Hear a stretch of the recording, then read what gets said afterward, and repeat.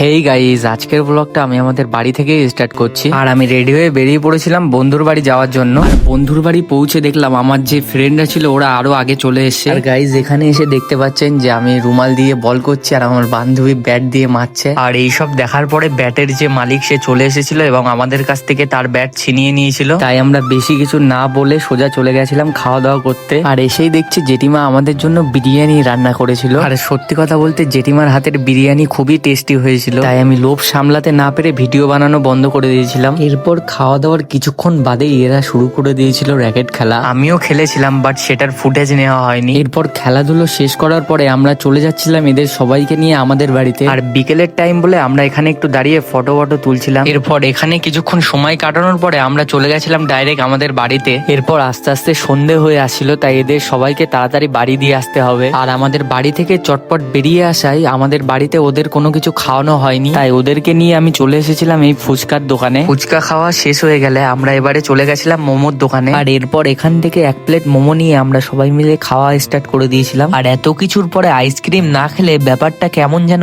অসম্পূর্ণ থেকে যায়, তাই আমরা সবাই একটা করে নিজেদের পছন্দের আইসক্রিম নিয়ে নিয়েছিলাম। আইসক্রিম খেতে খেতে স্টেশনে চলে এসেছিলাম। আর স্টেশনে এসে দেখছি ট্রেন ঢুকে গেছে, তাই এরা দুজন চটপট ট্রেনে উঠে পড়ে। এরপর আমরা একে অপরকে বাই বলে স্টেশন থেকে বেরিয়ে নেক্সট আরেকটা বান্ধবীকে বাড়ি দিয়ে আসতে চলে যায়। আর ফাইনালি একে বাড়ি ছেড়ে আমরাও বাড়ির দিকে চলে যেতে থাকি। সো গাইস, ব্লগটা এখানেই এন্ড করছি। লাইক শেয়ার কমেন্ট করতে ভুলবেন না। ততক্ষণের জন্য বাই।